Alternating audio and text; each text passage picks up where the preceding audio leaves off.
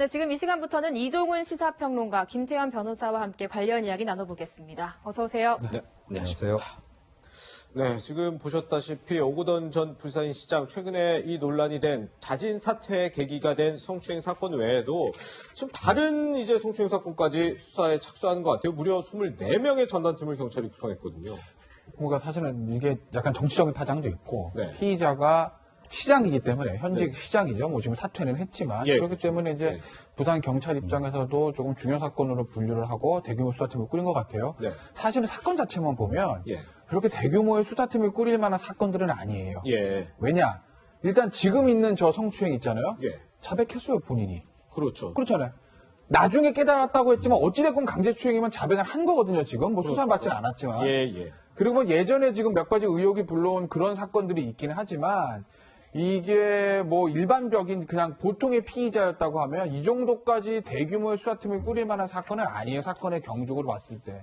다만 그 법적인 사건의 경중을 떠나서 어떤 정치적인 문제들 그리고 피의자가 어쨌든 범행 당시에 현직 부산시장이었다는 점에서 광역시장이었다는 점에서 그래서 아마 경찰에서도 굉장히 좀 조심스럽고 중요하게 이 사건을 다루는 거죠.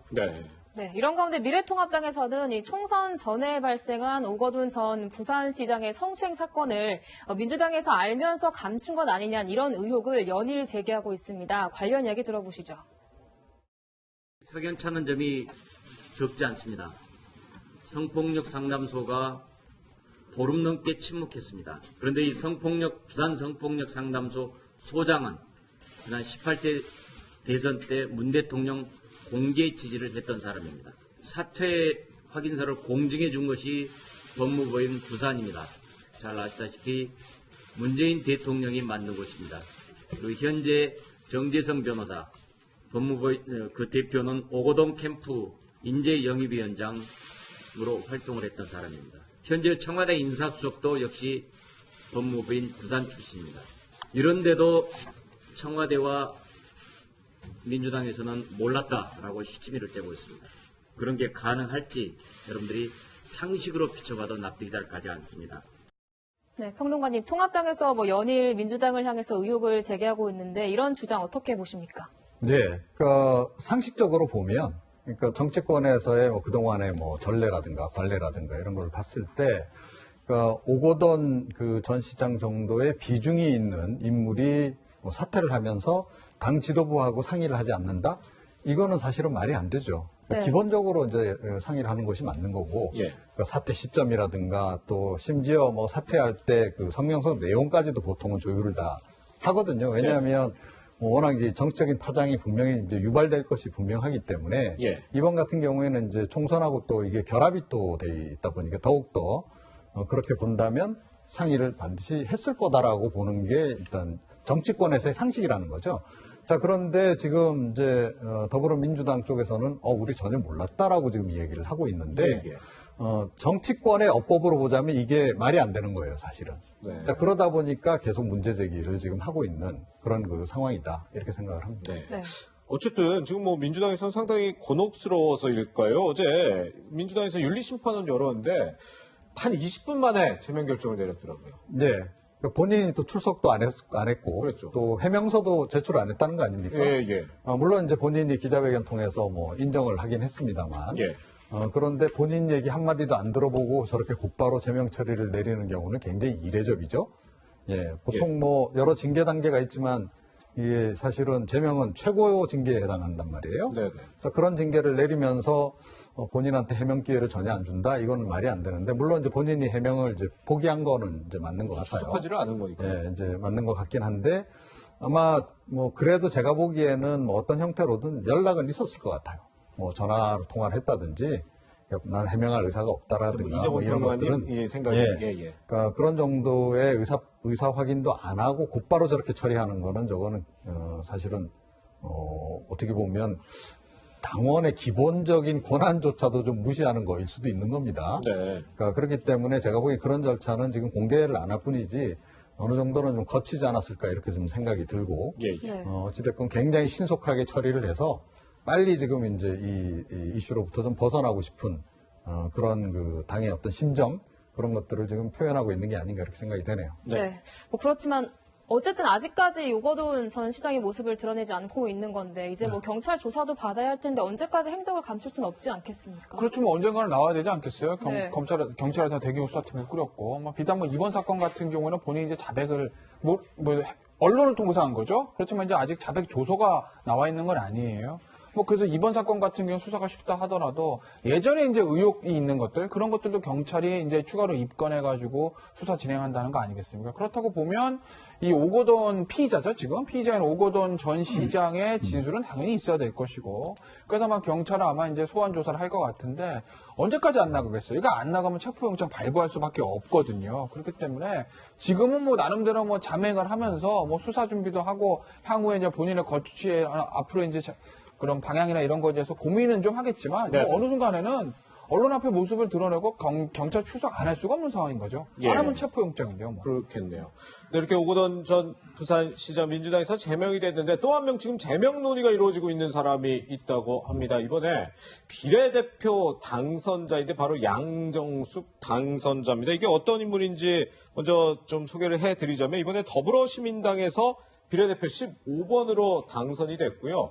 이제 국가인권위원회 비상임위원을 하다가 이제 42일 만에 사퇴를 하고 이번에 총선에 출마를 한 인물입니다. 지난 20대 총선에서도 이제 비례대표로 출마했는데 결국 낙선을 하기도 했었는데 아니 이 양정숙 당선자 지금 총선 끝난 지 뭐 얼마 지나지도 않았는데 제명 논의를 한다 이게 어떤 일이 있길래 그런 거죠? 그 재산 문제더라고요. 보니까. 재산. 예, 그러니까 재산이 갑자기 많이 늘어났다는 거죠. 네. 자, 그런데 이제 그 내역을 좀 자세히 들여다보니 뭔가 네. 좀 수상한 부분이 많이 좀 보인다. 네. 그러니까 뭐 차명을 활용했다든가 예. 이런 것들이 좀 이제 보인다.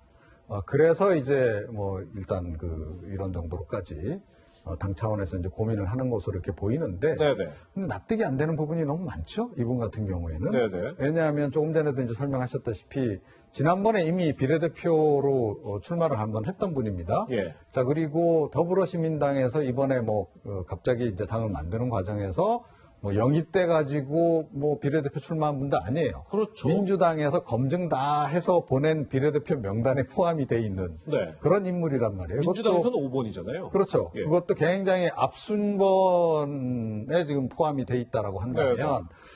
그럼 더불어민주당이 지난 총선 때도 그렇고 이번 총선 때도 그렇고 검증을 도대체 어떻게 했길래 이런 일이 벌어졌는가. 네. 상당히 좀 어이없는 일이 지금 벌어진 건데 이제 이렇게 되면 이제 정치권에서 당연히 이런 의혹이 들죠. 도대체 뒷배가 누구길래 이런 여러 가지 문제점에도 불구하고 네. 이 비례명단 그것도 앞순번에 들어갔을까. 네. 그건 좀 의문으로 남죠. 네, 뭐 민주당의 이 검증에 대한 논란도 불가피할 것 같은데 변호사님. 그런데 이 총선 전부터 시민당에서 그러니까 양 당선자에게 사퇴를 권고했다는 거 아닙니까? 근데 이럼에도 불구하고 그러니까 문제를 알고 있었던에도 불구하고 총선이 그대로 진행된 거는 문제가 없나요? 그러니까 사실은 이제 기본적으로 공천 신청을 할 때 재산 관계에 대한 걸 내고 기본이에요. 네. 재산 관계, 세금, 그다음 남성은 병역 같은 경우에. 그런데 이제 어느 정도 기본적인 스크린을 하긴 했을 텐데 그럼에도 불구하고 그냥 그냥 이제 그 번호를 받았다는 거 아니겠습니까? 지금 뭐 재윤경 대변인 보면 네. 총선 전에도 본인들은 후보 사퇴 권고했다는 거예요. 문제가 된 걸 알아서. 그런데 네. 이제 본인이 이제 거부를 했고 그래서 지금도 이제 의혹을 수용하지 않는다고 이제 하는데 이게 지금 더불어민주당에서 시민당 쪽에서 바라보는 시각은 단순히 재산이 많은 것, 강남에 아파트가 4채, 5채, 이거 자체가 문제가 된다는 건 아니에요. 왜냐면 사실 돈으로 보면 저 양정숙 당선자보다 돈 더 많은 당선인도 많잖아요. 네, 네. 그런데 그 아파트를 보유하는 과정에서 명의신탁이라든지 이런 의혹이 있기 때문에 더불어시민당 쪽에서 문제를 삼고 있는 걸로 보이는 거죠. 네. 그런데 저는 이 부분이 참 궁금해요. 사실 비례대표 이제 국회의원일 경우에는 자진 사퇴를 하면 의원직을 상실하게 되고 제명을 하면 무소속으로 국회의원직을 유지하잖아요. 유지하죠. 이거 지금이죠. 20대 국회 내내 상당히 많은 얘기가 있었던 얘기인데 이 당선자의 경우는 만약에 진짜 민주당이 제명을 하면 이분은 당선자 신분을 유지하는 걸까요? 아닐까요? 그러니까 그게 이제 좀 고민인 것 같아요. 이런 일들이 별로 없어서. 왜냐면 지금 이제 5월 말 넘어가지고 네. 6월 달에 제명을 하게 되면 양정숙 당선자는 의원 신분을 유지를 합니다. 그렇죠. 그죠? 그러면 사실은 제명이고 뭐고 의미가 없는 거 아니에요. 네. 민주당 입장에서 보면 그때 언론에서 아니면 이제 와서 제명을 해 무소속으로 유지시켜 주려고 네. 어차피 친여 성향이잖아. 뭐 이렇게 얘기하지 않겠습니까? 그럴 수 있죠. 그러니 아마 민주당 입장에서는 그런 부분에 대한 논란이 생길 거가 걱정이 되니까 지금 의원 취임하기 전에 지금 당선인 상태에서 아마 제명 조치를 하는 것 같아요. 네, 네. 아직 21대 국회가 출범하지 않았고 이 사람은 지금 의원으로 지금 취임한 것이 아니기 때문에 네. 제 개인적인 의견으로는 지금 제명을 시키면 아마도 의원직은 저는 유지를 가지지 못할 거라고 봐요. 네네. 하지만 근데 어제 이제 기자들이 민주당 지도부가 물어보니까 그 부분에 대한 것들은 아직은 좀 살펴봐야 된다는 것 같습니다. 왜냐하면 아직까지 이런 게 전례가 없는 상황이기 때문에. 예. 그래서 아마 중앙선관위 유권 해석들을 좀 거칠 것 같은데 네. 일단 민주당 지도부의 의사, 민주당 또는 시민당 지도부의 의사는 개원하기 전에 정리를 해서 의원직을 주지 않겠다라는 입장으로 보입니다. 그렇기 때문에 지금 당선인 신분에서 제명 절차에 들어간 거겠죠. 그렇군요. 네, 이렇게 오거돈 전 시장 수사 속보와 또 양정숙 당선자 관련 논란까지 짚어봤습니다. 네.